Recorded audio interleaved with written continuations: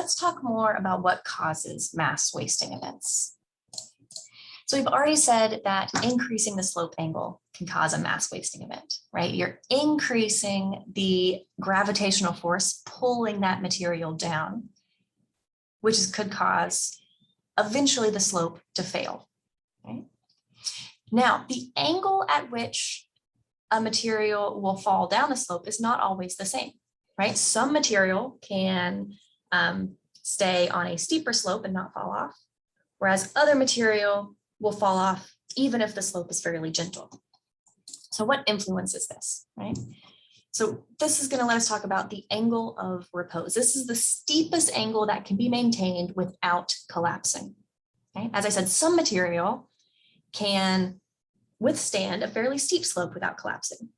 Now that material is like gravel, anything that's irregularly shaped, so large material that's jagged and can kind of lock together like puzzle pieces and hold each other together, much like gravel, right? That can maintain a steeper angle of repose, around 45 degrees. Now, small grains that are really well-rounded, right? Think about like well-rounded sand or something like that. That is going to cause a much shallower angle of repose, right? It can't be as steep. So that's why if you're hiking along a mountain and you come across like a rock debris field or something like that, the rock field is probably going to be steeper than the rest of the mountain because those rocks can have a higher angle of repose than the rest of the mountain that's made out of smaller grains. Now, slope angle can change for a variety of reasons. It can be natural, right? Maybe the slope has naturally been eroded away, so that's really steep, kind of like the edge of a river bank, right? Erosion from the river can create a very steep slope angle. Erosion by waves can create a very steep sloped angle. That's natural. It can also be human-made or human-induced, right? When we build roads, we often cut into the side of a mountain to allow our road to be built, right? So we are increasing the angle, the slope angle. Remember that increasing the slope angle causes a higher chance of mass wasting. So when we build road cuts, right? When we build roads that cause us to cut into the mountain, we're actually increasing the likelihood of a rock fall or a landslide. Undercutting, this is the process where it's not just causing the side of a mountain or the side of a slope to be really steep. It's actually eating away, eroding away under the mountain, under the bank. Okay? This can be done naturally by a river, right? Eroding at the base of the slope, or it can be human induced, right? The base of the slope of a road, right? Either way, undercutting increases the chances of mass wasting. Weather and climate can also influence mass wasting, right? Anywhere where there's a lot of weathering, and we know that chemical weathering occurs anywhere where it's really hot and wet, whereas mechanical weathering occurs anywhere where it's cold and more often dry, right? That can cause the material to break down, to weather, to become less stable, to have a lower angle of repose, and eventually fall down the mountain, fall down the slope. Water content can also trigger mass wasting events, right? You add some water, you add some rain, you're adding kind of lubricant, right? You're decreasing the friction between the grains, between the materials on the slope. Clay is really susceptible to this. Anytime you add water to clay, it gets really, really slippery, as you know, if you've ever played around on Georgia's red clay, right? So the more water there is, the more lubricant there is, the more likely there is to be a mass wasting event. That's why landslides often occur after really big wet storms.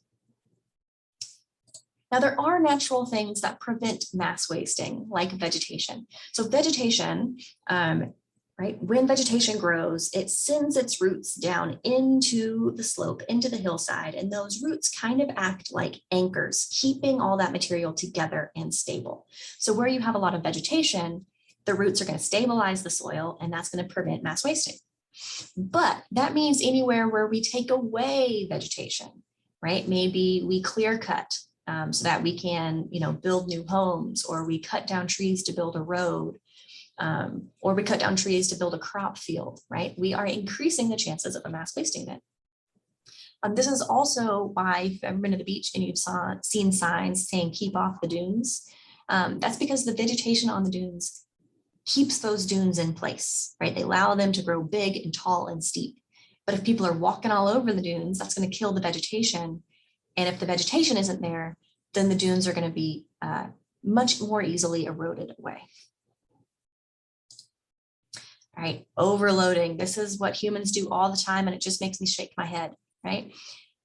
Think back to that block on the incline. What could you do to make that block fall down the incline? Well, you could add more weight to that block. You could push down on that block. That's the exact same thing we do when we build structures on the top of the hillside, right? So those people who want their houses right on the edge of a cliff so they can have that beautiful view, right? They're increasing the chances of a mass wasting event.